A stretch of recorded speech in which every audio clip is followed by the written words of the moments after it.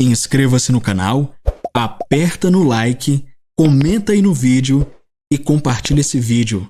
Me ajuda a espalhar essa mensagem pelo mundo inteiro para que muito mais gente seja impactada. Este material ainda não existe no Brasil, traduzido em língua portuguesa, nem publicado por editora alguma até o presente momento. Esta é uma tradução pessoal para benefício e edificação do corpo de Cristo. Ajude a espalhar esta mensagem.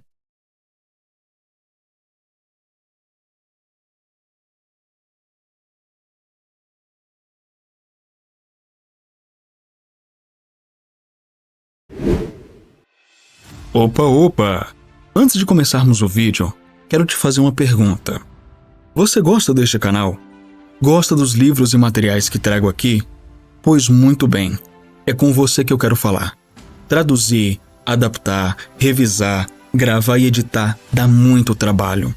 Mas eu faço isso porque realmente acredito que todas essas coisas estão impactando e mudando vidas para o reino de Deus.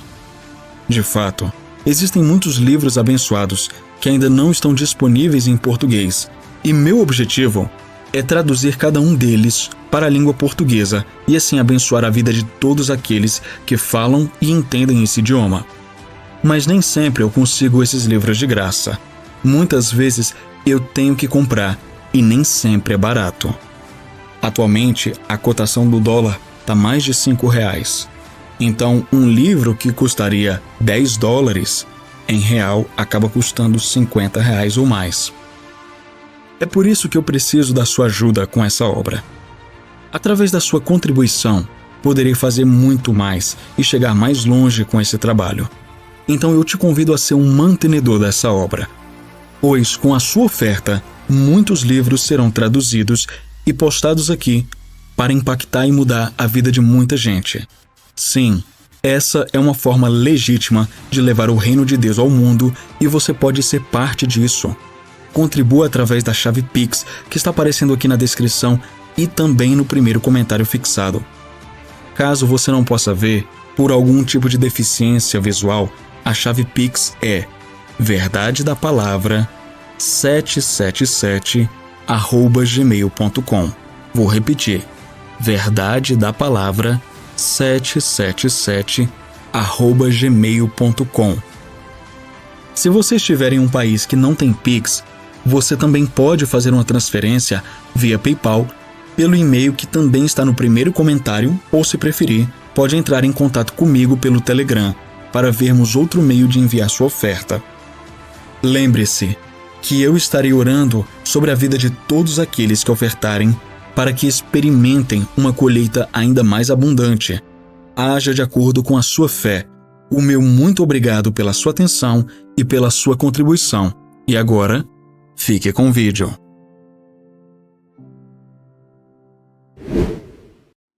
Capítulo 8. A viúva e o juiz. Uma noite depois de eu ter ensinado sobre oração, uma senhora me disse: "E a mulher que foi ao juiz injusto? Ela continuou voltando e importunando-o até que finalmente ele cedeu. Não é isso que Jesus quer que façamos?" Em Marcos capítulo 4, versículo 24, Jesus disse: "Atendei ao que ides ouvir. Com a medida com que medirdes, vos medirão a vós, e ser-vos-á ainda acrescentada a vós que ouvis." O Espírito de Deus falou comigo e disse: "Estude a palavra de Deus como se você nunca a tivesse ouvido antes." Em outras palavras, desligue sua cabeça, desligue sua mentalidade religiosa quando estudar a Bíblia. Às vezes, você deve desligá-la para receber a verdade. Por exemplo, quando você olha pela primeira vez para a parábola do juiz injusto, a qual aquela senhora estava se referindo, é fácil pensar que a viúva continuou importunando o juiz até que ele cedeu ao seu pedido. Algumas traduções indicam isso, mas devemos perceber que algumas áreas dessa tradução são o resultado de homens tentando raciocinar logicamente um significado. Trata-se da opinião deles. Então, eles a incluíram no texto. Se esta parábola significa o que parece dizer superficialmente, então Jesus estava falando contrariamente ao que havia ensinado em Mateus 6, versículo 7. Quando orardes, não useis de vãs repetições, como fazem os pagãos. Uma atitude da oração. Vejamos esta passagem das Escrituras, tantas vezes mal interpretada e enganosa para muitos em suas orações. E contou-lhes também uma parábola sobre o dever de orar sempre e nunca desfalecer.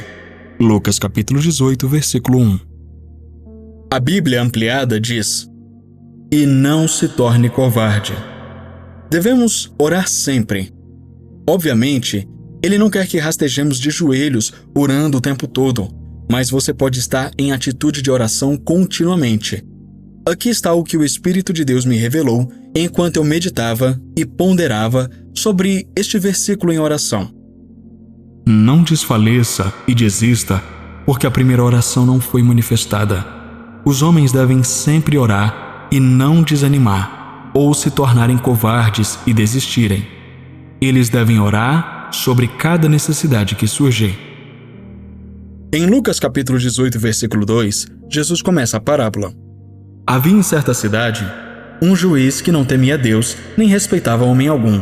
Havia também naquela mesma cidade uma viúva que vinha ter com ele dizendo: julga minha causa contra o meu adversário. Ele por algum tempo não a quis atender, mas depois disse consigo mesmo: bem que eu não temo a Deus, nem respeito a homem algum. Todavia, como esta viúva me importuna, julgarei a sua causa, para não suceder que, por fim, venha molestar-me. Então disse o Senhor: considerai no que diz este juiz iníquo. Não fará Deus justiça aos seus escolhidos, que a ele clamam dia e noite, embora pareça demorado em defendê-los? Digo-vos que, depressa, lhes fará justiça. Contudo, quando vier o Filho do Homem, achará porventura fé na terra? Lucas capítulo 18, versículos de 2 a 8. Você não tiraria nada desse versículo, nem realmente acrescentaria a ele, se dissesse: ele encontrará esse tipo de fé na terra quando vier? A viúva era uma pessoa insignificante. Ela não tinha autoridade ou poder político. Ela não tinha apoio e ninguém para cuidar dela. Ela estava à mercê do povo. Ouça o que Jesus disse. Havia também naquela mesma cidade uma viúva que vinha ter com ele, o juiz iníquo, dizendo: julga minha causa contra o meu adversário. A partir disso, alguns inferiram que a viúva continuava vindo. A única indicação para esta interpretação é que ela diz: ela vinha a ele dizendo. Você pode interpretar de duas maneiras, mas eu escolho crer que a viúva veio ao juiz injusto com fogo em seus olhos e autoridade em sua voz, que, enquanto caminhava em direção a ele, dizia: julga a minha causa contra o meu adversário, vinga-me do meu adversário. O grego literal diz: ela vinha a ele dizendo. Para mim, isso indica que ela estava vindo e dizendo ao mesmo tempo. Ela falava enquanto caminhava. O grego literal diz de Jesus que, em uma ocasião, ele estava vindo para eles dizendo. Isso realmente não significa que ele continuou vindo e dizendo a mesma coisa. Ele estava falando com eles enquanto caminhava em direção a eles. Do juiz, Jesus disse: ele por algum tempo não a quis atender, mas depois disse consigo. Observe que isso não aconteceu externamente. Algo aconteceu dentro dele. Bem que não temo a Deus, nem respeito homem algum.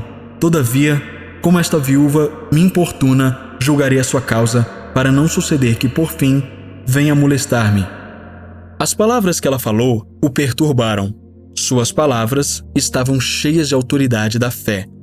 Observe o que ela disse. Julga a minha causa contra o meu adversário. Ela não desperdiçou palavras. Ela não disse: talvez, se for possível. Ou, por favor. Ou, se não for muito incômodo. Ela exigiu. Havia algo nas palavras ditas por esta viúva que incomodou o juiz injusto. Foi a fé na voz da mulher que o incomodou, e seu pedido foi atendido. Suponha que essa pequena viúva dissesse ao juiz injusto: essas pessoas estão me dando muitos problemas. Deixe-me contar todas as coisas ruins que eles fizeram. e depois voltasse para casa, o que você acha que teria acontecido? O juiz teria dito: eu me pergunto por que aquela mulher veio aqui e me contou tudo isso. Não, ela foi até ele com a resposta. Ela não mencionou o problema. Palavras de fé dominam. Há autoridade em palavras cheias de fé. A autoridade nas palavras da viúva mudou a decisão do juiz injusto. Embora ele não tenha feito isso por um tempo, as palavras dela, a autoridade nessas palavras, o incomodaram e ele finalmente cedeu. Muitos pensaram que Jesus estava nos ensinando a continuar incomodando a Deus até que finalmente o cansemos. Isso nunca poderia ser representativo de Deus. Este era um juiz injusto que tinha todas as qualidades de Satanás. A autoridade na voz da viúva mudou a decisão do juiz injusto. Suas palavras mudaram a mente dele. Jesus disse: as palavras que eu vos digo são espírito e são vida. João capítulo 6, versículo 63. As palavras que Jesus falou não são apenas páginas impressas, elas são vida espiritual. Quando você as colocar dentro de si, elas transformarão seu espírito. Elas farão com que você fale palavras cheias de fé, expulsando a derrota e trazendo a vitória. Jesus disse: ouça o que o juiz injusto disse. As pessoas tentam relacionar o juiz injusto a Deus, mas como você pode comparar um juiz injusto a Deus? Se fizermos isso, perderemos todo o sentido do que Jesus estava ensinando. Vamos discernir corretamente a palavra da verdade. Bem que eu não temo a Deus, nem respeito a homem algum. Todavia, esta viúva me importuna. Julgarei a sua causa, para não suceder que, por fim, venha a molestar-me. Em outras palavras, aquela mulher quis dizer o que ela disse. Eu sei pelo tom de sua voz, ela vai voltar. O juiz injusto apenas ficou perturbado. Ele ainda não estava cansado, mas a vinda contínua dela o deixaria cansado. Como ele ainda não está cansado, evidentemente, ela só veio uma vez. Ele disse: bem que eu não temo a Deus, nem respeito a homem algum. Todavia, como esta viúva me importuna, julgarei a sua causa, para não suceder que, por fim, venha a molestar-me.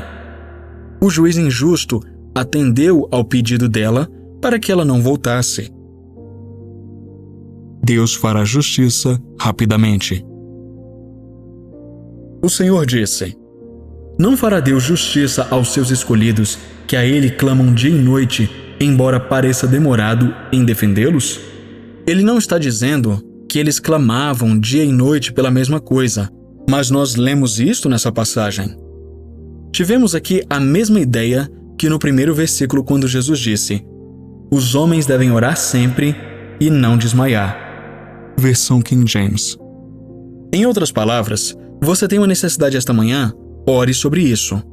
Se não se manifestar e você tiver outra necessidade esta noite, não fique torcendo as mãos, desanimado, dizendo: já que Deus não respondeu à minha primeira oração, então Ele também não vai responder a esta. Deus tem que muitas vezes nos carregar, mas isso é porque não estamos alinhados com a palavra de Deus e tentamos fazer do nosso jeito.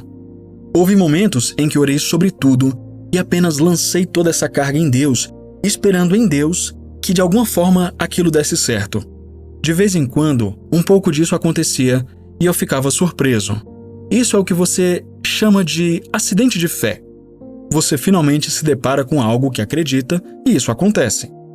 Jesus disse: digo-vos que Ele, Deus, os vingará rapidamente. O juiz injusto não fez justiça depressa, mas Jesus disse que Deus nos faria justiça rapidamente. No entanto, quando vier o Filho do Homem, encontrará fé na terra? Mesmo sendo tão insignificante aos olhos do público, ela foi ao juiz injusto, um homem que não temia nem a Deus, nem aos homens, e seu pedido foi atendido. O Filho do Homem encontrará esse tipo de fé quando ele voltar? O juiz injusto. Havia em certa cidade um juiz que não temia a Deus, nem respeitava homem algum. Como observamos, ele se qualificaria para ser o diabo. Certamente não poderia representar Deus. O juiz injusto é representante do maligno, ou Satanás. A viúva representa o crente individual. Jesus está nos mostrando o poder de falar com ousadia. Dentro de nós mesmos, somos insignificantes. Sem Cristo, nada podemos fazer. Mas louvado seja Deus, não estamos sem Ele. Jesus disse: considerai no que diz este juiz iníquo. Agora, quando Jesus diz para ouvir, considerar, o que ele quer dizer é prestar atenção, dar uma atenção especial a isso. Ouça o que Satanás dirá quando um crente vier a ele e exigir com ousadia: julga a minha causa contra o meu adversário. Como crentes de hoje diríamos: eu exijo os meus direitos em nome de Jesus. Esta pequena mulher estava vindo na autoridade de sua fé. Ela era representante dos crentes que ousam andar pela fé e não pela vista. O juiz injusto é representante de Satanás, que está sujeito à autoridade de palavras cheias de fé. Quando o Filho do Homem retornar, ele encontrará esse tipo de fé na terra, que um crente ousaria ficar diante do injusto juiz e dizer-lhe o que fazer? Isso não apenas retrata o crente individual usando sua autoridade, mas também a igreja usando o nome de Jesus. Isaías 54, versículos 4 e 5 diz: pois te esquecerás da vergonha da tua mocidade e não mais te lembrarás do opróbrio da tua viuvez, porque o teu Criador é o teu marido, o Senhor dos exércitos é o seu nome. Efésios capítulo 3, versículos 9 e 10 descreve o papel que a igreja deve desempenhar e manifestar qual seja a dispensação do mistério, desde os séculos oculto em Deus, que criou todas as coisas, para que pela igreja a multiforme sabedoria de Deus se torne conhecida agora dos principados e potestades nos lugares celestiais, e para fazer... De que principados e potestades ele está falando? Os mesmos principados e potestades mencionados em Efésios 6, versículo 12. Porque a nossa luta não é contra a carne e contra sangue, mas sim contra os principados e potestades, contra os dominadores deste mundo tenebroso, contra as forças espirituais do mal nas regiões celestiais. Ele está falando sobre o diabo, seus anjos e todas as suas forças do mal, para que agora aos principados e potestades seja conhecida pela igreja a multiforme sabedoria de Deus.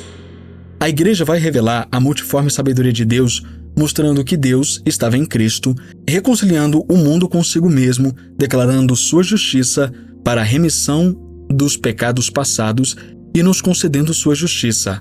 A igreja pode sair vestindo a couraça da justiça e o capacete da salvação, tendo nossos lombos cingidos com a verdade e nossos pés calçados com o evangelho da paz, com o escudo da fé em nossas mãos e a espada do Espírito em nossas bocas.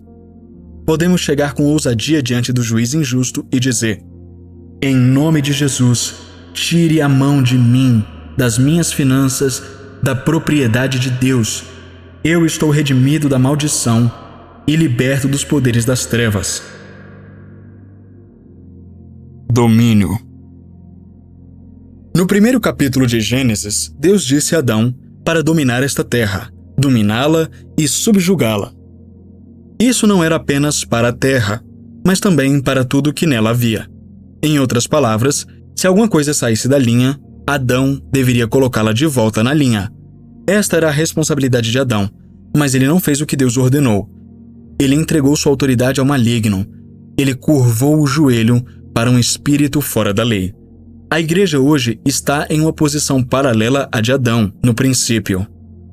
Podemos dobrar nossos joelhos ao espírito fora da lei e ceder às coisas que o inimigo coloca diante de nós, ou podemos ficar corajosamente contra ele, com o nome de Jesus, e quebrar sua capacidade de enganar. Temos autoridade para exigir libertação de nossos adversários por meio do nome de Jesus. A justiça de Deus. Você pode ser exatamente como eu quando ouvi pela primeira vez sobre a autoridade do crente. Eu pensei: rapaz, eu não ousaria fazer isso. Eu acabaria deixando o diabo louco. A verdadeira razão pela qual eu não faria isso era porque eu não tinha a revelação em meu espírito de quem eu era em Cristo. Eu era como o homem desesperadamente doente, cujo amigo carismático sugeriu que ele repreendesse o diabo e mandasse-o embora. Ele respondeu: Olha, não estou em posição de caçar briga com ninguém. Graças a Deus, descobri que Satanás não é páreo para o crente que conhece sua autoridade e posição em Jesus Cristo. Quando você nasce de novo, você se torna a justiça de Deus e co-herdeiro com Jesus. Tudo que Jesus tem é seu. A justiça dele é imputada a você. Aquele que não conheceu o pecado o fez pecado por nós, para que nele fôssemos feitos justiça de Deus. 2 Coríntios capítulo 5, versículo 21. E nos ressuscitou juntamente com ele e nos fez assentar nos lugares celestiais com Cristo. Efésios capítulo 2, versículo 6. Quando você está diante de Satanás, ele não te vê, ele vê a autoridade de Jesus. A palavra diz que você é a justiça de Deus, criado em Cristo Jesus para as boas obras que Deus ordenou. Efésios 2, versículo 10. Nós cantamos aquelas velhas canções incrédulas por tanto tempo que pensamos que eram verdadeiras. Apenas um peregrino cansado, lutando por este mundo. Não sei hoje o que o amanhã trará, sombras, sol ou chuva. Paulo disse: Por amor de ti, somos entregues à morte todo dia. Somos reputados como ovelhas para o matadouro. A maioria das pessoas para por aí, mas o versículo seguinte diz: Mas em todas as coisas somos mais do que vencedores por aquele que nos amou. Romanos 8, versículos 36 e 37. Ele citou a primeira parte do versículo fora de contexto para magnificar sua declaração positiva. Não somos como ovelhas levadas ao matadouro. Isso está falando sobre Jesus e sua crucificação. Somos mais que vencedores por aquele que nos amou. Somos vencedores por meio de Jesus. Aquele que é mais que um vencedor é aquele que desfruta da vitória, mas não precisa lutar a batalha. Jesus venceu por nós. Graças a Deus, tudo o que Ele fez por nós. Às vezes, quando você fala assim, as pessoas dizem: Quem ele pensa que é? Acho que eu sou quem a palavra diz que eu sou. A justiça de Deus, um co-herdeiro de Jesus, um vencedor do mundo, mais que um vencedor. Alguém poderia dizer: Mas a palavra diz, não há justo nenhum sequer. Isso é verdade. Não há nenhum justo dentro de si mesmo, mas graças a Deus, não estou em mim. Eu estou em Cristo. A justiça do homem é como trapo de imundícia aos olhos de Deus. Não estou declarando minha própria justiça. Estou declarando a justiça dele. Romanos capítulo 3, versículos 25 e 26. Não me vejo nesta posição de autoridade por causa da minha própria justiça, mas por causa dele. Paulo disse: Despertai para a justiça e não pequeis. 1 Coríntios capítulo 15, versículo 34. Redimidos para que as bênçãos possam vir. Um dos problemas com muitas pessoas religiosas é que elas tentam fazer coisas boas para merecerem o favor de Deus. Estamos vivendo debaixo da graça, não da lei.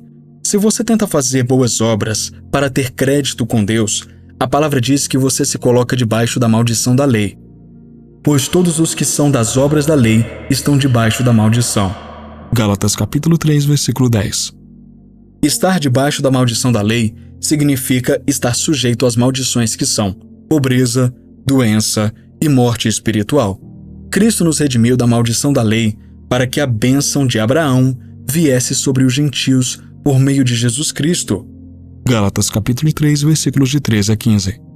Sou filho de Deus e herdeiro com Jesus. As bênçãos de Abraão são minhas. A palavra diz que ele foi abençoado ao entrar e ao sair, abençoado na cidade e abençoado no campo. Ele era abençoado mais do que em qualquer outro lugar. Precisamos perceber que quando fomos redimidos da maldição da lei, não fomos redimidos das bênçãos. Elas nos pertencem. Se você nasceu de novo, as bênçãos de Abraão são suas. Nós somos os redimidos. Não seremos isso em algum dia. Somos agora. Que o digam os remidos do Senhor, a quem ele resgatou da mão do inimigo.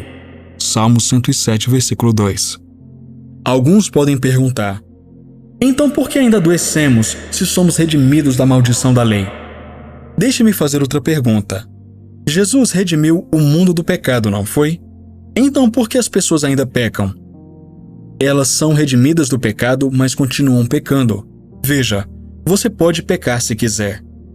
Só porque somos redimidos da maldição da lei, não significa que ninguém jamais pecará ou ficará doente novamente. A redenção é sua, mas você deve andar nela. Paulo disse: o pecado não terá domínio sobre vós. Não deveria ter, mas isso depende de você. Você deve mortificar os atos de sua carne, assim como os filhos de Israel tiveram que entrar e possuir a terra que Deus lhes havia dado. Devemos usar nossa autoridade para ordenar que a doença e o pecado fiquem fora de nossas vidas. Fomos redimidos da maldição da lei, mas devemos entrar e possuir o que já é nosso. A redenção é nossa terra.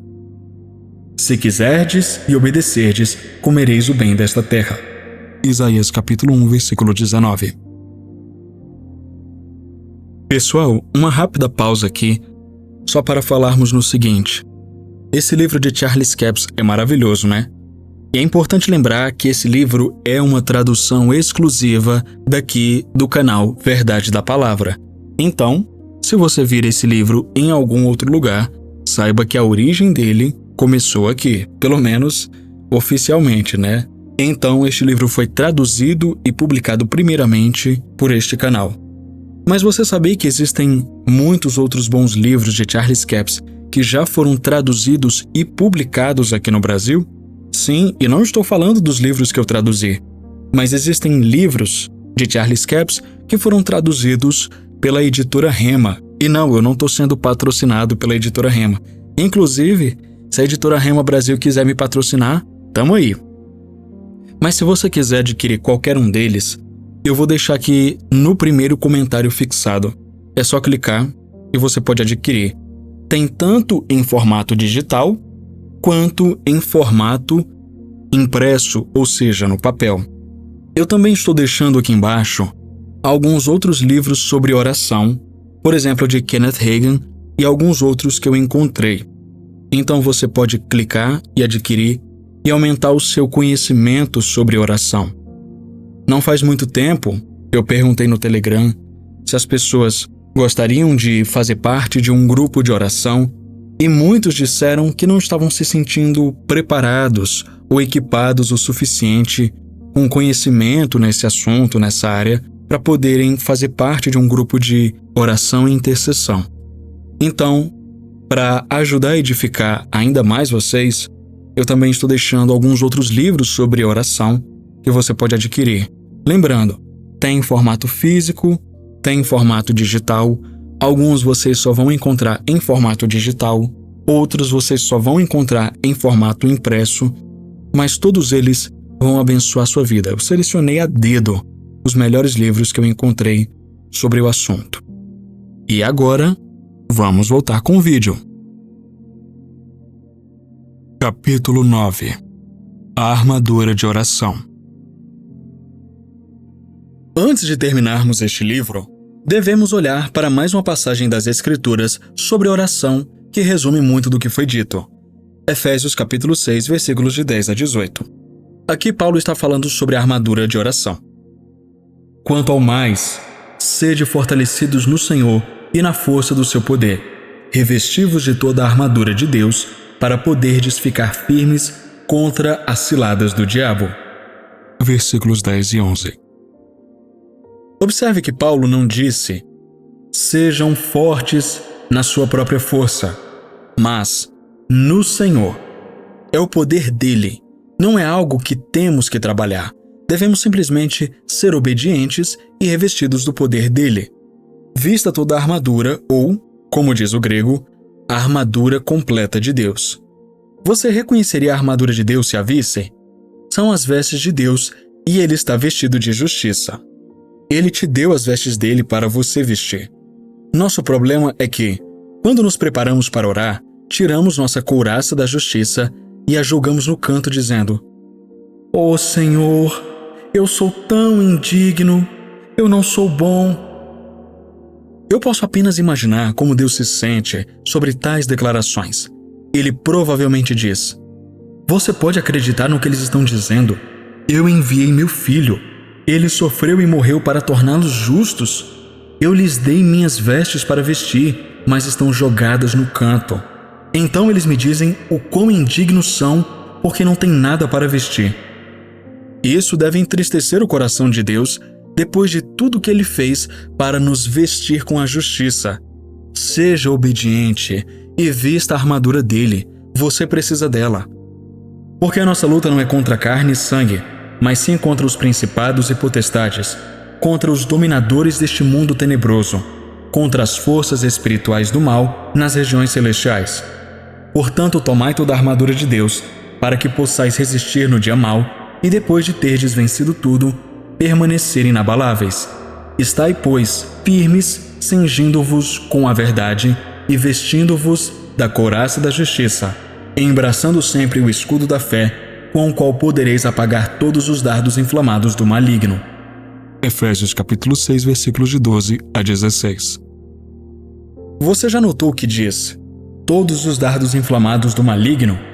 Alguém pode dizer, sim, mas eu simplesmente não posso fazer isso. Olha, meu amigo, me desculpe, mas a palavra diz que você pode sim. Sim, mas veja, eu sou tão indigno.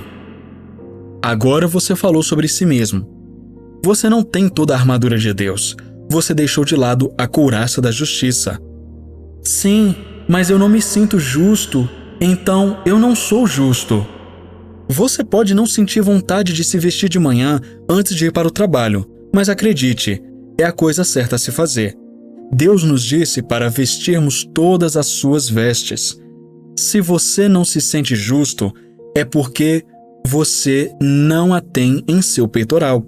A igreja tem sido muito consciente do pecado. Precisamos nos tornar conscientes da justiça. Não há um cristão que não conheça o pecado. Mas quantos sabem que são a justiça de Deus?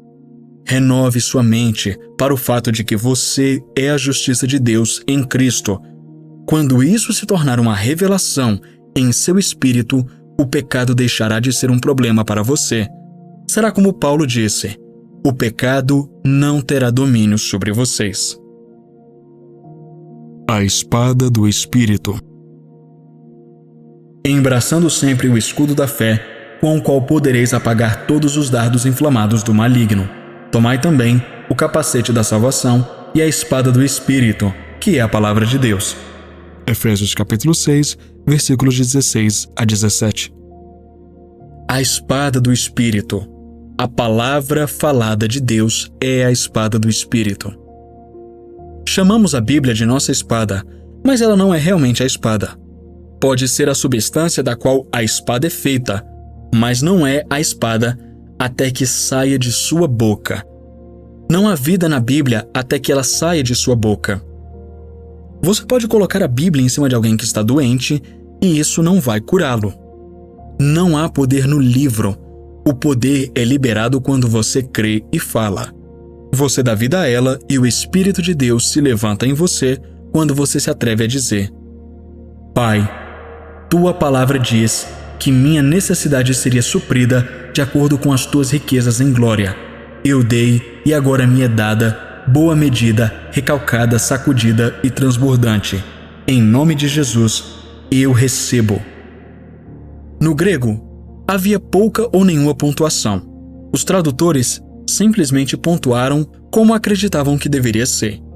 Eu acredito que, estudando os versículos 17 e 18, Paulo está dizendo: a espada do Espírito, que é a palavra de Deus, orando sempre.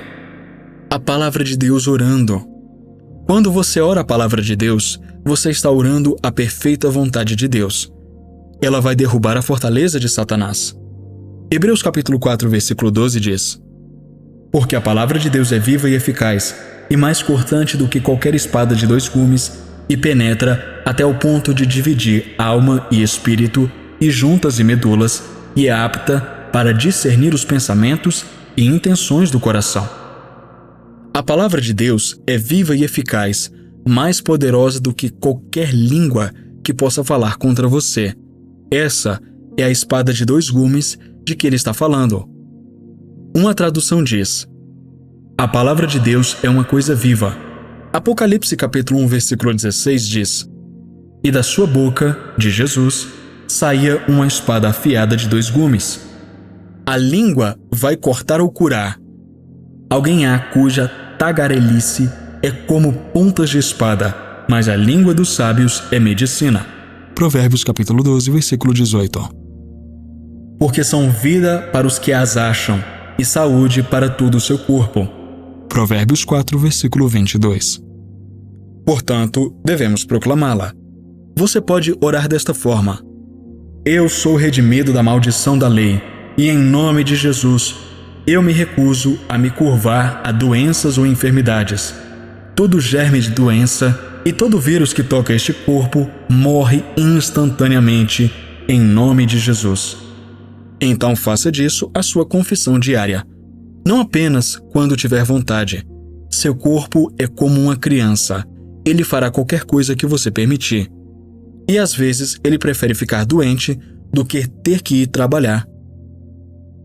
Porque a carne milita contra o espírito, e o espírito contra a carne, porque são opostos entre si, para que não façais o que porventura seja do vosso querer. Gálatas capítulo 5, versículo 17. Se você ceder à carne continuamente, seu corpo ficará doente. Gálatas capítulo 5, versículos de 19 a 21, lista as obras da carne. Cada um ou qualquer combinação destes é muito capaz de produzir doenças e enfermidades no corpo. Paulo disse: Se viverdes segundo a carne, morrereis, mas se pelo Espírito mortificardes as obras do corpo, vivereis. Romanos capítulo 8, versículo 13. Não, este não é o poder do pensamento positivo, é o poder da palavra de Deus. É poder criativo, habilidade de Deus, liberada quando você ora a palavra de Deus. Pegue as coisas que Deus disse sobre sua situação e coloque-as em forma de oração. Aqui está uma maneira simples de orar a palavra de Deus. Pai, em nome de Jesus, eu sou o corpo de Cristo. Eu venço o mal com o bem. Satanás não tem poder sobre mim, pois o maior habita em mim. Maior é aquele que está em mim do que aquele que está no mundo. Nem o mal me atingirá, nem praga alguma chegará à minha tenda, porque Ele deu ordens aos seus anjos sobre mim. Eles me guardam em todos os meus caminhos, e no meu caminho está a vida. Eu te agradeço, Pai, que nenhuma arma forjada contra mim prosperará, mas tudo o que eu fizer prosperará. Sou como uma árvore plantada junto aos rios de água. Meu Deus supre todas as minhas necessidades de acordo com as suas riquezas em glória por Cristo Jesus. Eu tenho toda a suficiência em todas as coisas. Eu abundo em todas as boas obras, porque o meu Deus fez abundar em mim toda a graça. Cada palavra é baseada na palavra de Deus. Você está proclamando a resposta e não o problema. Alguém diz: Você não entende, eu não tenho abundância. Não, e você nunca terá se continuar discordando de Deus. Aprenda a chamar as coisas que não são como se já fossem. É quando você continuamente concorda e proclama com ousadia as coisas que Deus diz sobre você que Ele cumprirá a palavra dele. A maioria dos cristãos tentou por um dia ou 2, depois desistiu. Por quase 2 anos eu orei a palavra de Deus antes que algumas coisas se tornassem uma revelação em meu espírito. Só porque dissemos isso 2 ou 3 vezes, não significa que cremos. Às vezes, é necessário dizê-lo repetidamente para trazer a fé. A Bíblia diz: a fé vem pelo ouvir e o ouvir pela palavra de Deus. Romanos capítulo 10, versículo 17. Se nos ouvirmos falando o que Deus disse, isso entrará em nossos espíritos mais rapidamente do que se ouvirmos alguém dizendo isso. Se confessarmos a palavra de Deus de forma audível, a fé virá mais rapidamente. O capacete da salvação. Tomai também o capacete da salvação e a espada do Espírito, que é a palavra de Deus, com toda a oração e súplica, orando em todo o tempo no Espírito, e para isto, vigiando com toda perseverança e súplica por todos os santos. Efésios 6, versículos 17 e 18. Orando sempre com toda a oração. a palavra de Deus orando. Paulo está falando sobre a armadura de oração. Parte dessa armadura é o capacete da salvação. A palavra salvação significa libertação, preservação, cura e solidez. Esses são os significados da palavra hebraica para salvação e da palavra grega para salvação. Todas essas ideias estão presentes na palavra salvação e todas elas nos pertencem. Davi disse: "Assim o digam os remidos do Senhor, os quais ele resgatou da mão do inimigo." Salmos capítulo 107, versículo 2. Muitas pessoas não estão andando na provisão completa da salvação porque não estão falando. Elas permanecem na mão do inimigo. 2 Timóteo capítulo 2, versículos de 24 a 26. Libertação, cura, preservação e solidez pertencem a nós. Jesus pagou por isso. Isaías 53, versículos 4 e 5. A couraça da justiça. Venha diante do Pai em oração, vestindo a couraça da justiça.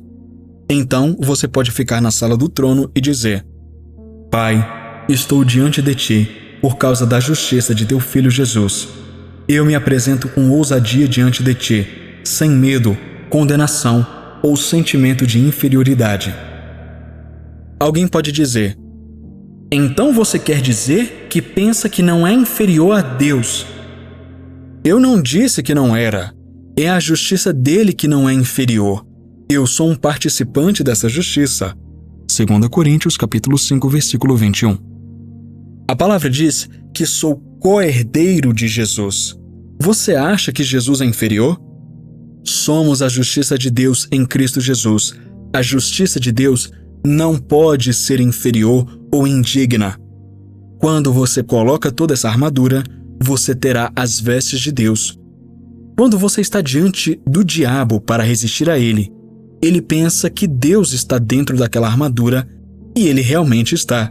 João capítulo 14, versículo 23. Com a armadura de Deus, Satanás não te vê. Ele vê apenas as vestes de Deus.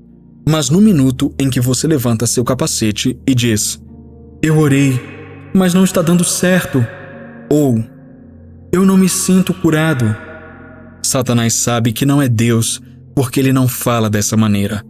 Coloque a armadura de oração, cinja seus lombos com a verdade, pois esta parte mantém toda a armadura no lugar. Se você não tem a verdade, você é a derrota indo a algum lugar para acontecer. Se você não tem a verdade, você não sabe orar com precisão. Se você não tem a verdade, não saberá quem você é em Cristo Jesus. A oração é o seu direito legal de vir ao trono de Deus, vestindo a couraça da justiça e o capacete da salvação, com seus lombos cingidos com a verdade, seus pés calçados com o evangelho da paz, segurando o escudo da fé e tendo a espada do Espírito em sua boca. O coração do sábio ensina a sua boca. Provérbios capítulo 16, versículo 23. Meu amigo, que livro maravilhoso, que livro incrível, que livro abençoado. Realmente, eu amo a vida de Charles Capps. Você percebeu as confissões dele? Se você acompanha o canal das Rapsódias de Realidades lá no Telegram, você sabe que o Pastor Chris sempre tem uma confissão de cura e uma confissão financeira. O Pastor Chris também bebeu muito de Charles Capps, ele aprendeu muita coisa. Então, se você gosta do Pastor Chris, eu te convido a conhecer muito mais de Charles Capps, porque Charles Capps foi um homem que trouxe muitas revelações de Deus para nós sobre oração, fé, confissão da palavra, cura também, porque tudo isso está relacionado, interligado. Mas olha que interessante, a justiça de Deus, nós temos essa justiça em nós e muitas vezes não usamos. As pessoas ficam continuamente dizendo: "Eu sou um pecador, oh Deus, eu sou tão falho, eu sou tão pequenininho, eu não sou ninguém." E elas acham que estão sendo humildes diante de Deus, acham que estão agradando o coração de Deus.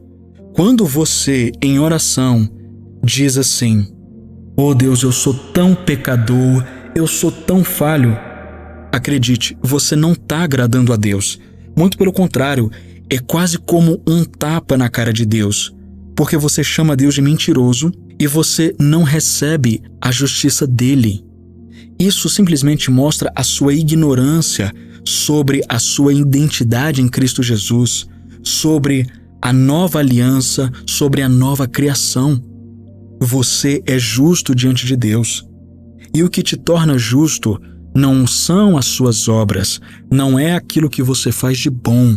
O que te torna justo é a justiça de Deus.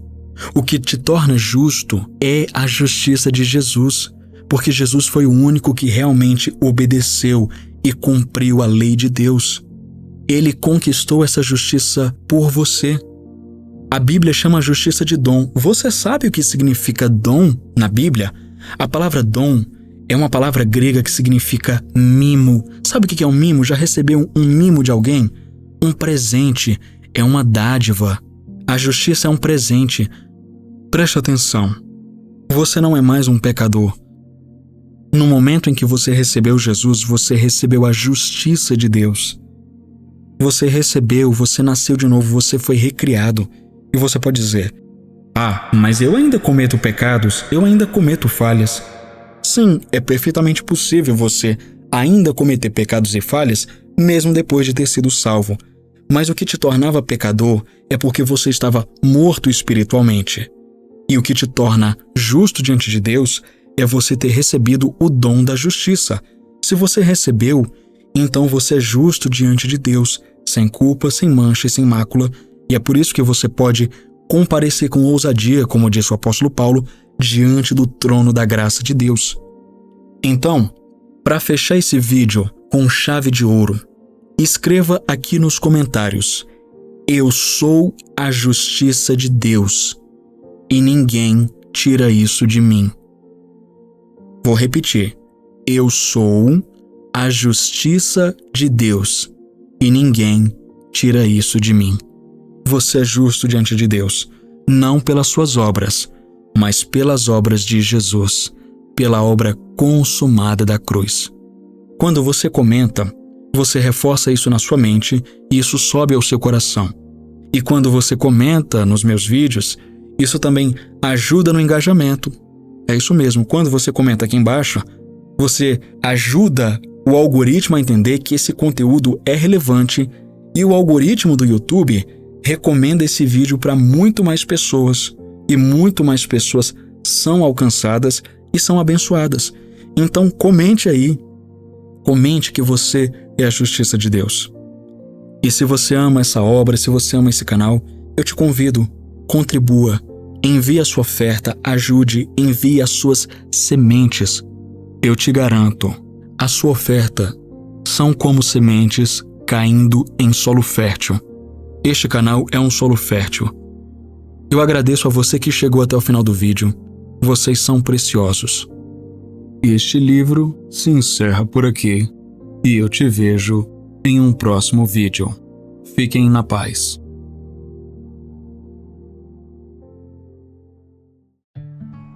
Que bom que você chegou até o final. E aí, já conferiu sua inscrição no canal? Já ativou o sininho? Se você ainda não é inscrito, não perca o seu tempo e se inscreva agora. Também deixa o seu like porque isso ajuda muito o canal e faz com que esse conteúdo alcance mais pessoas. Obrigado pela sua presença aqui e até a próxima. Tchau!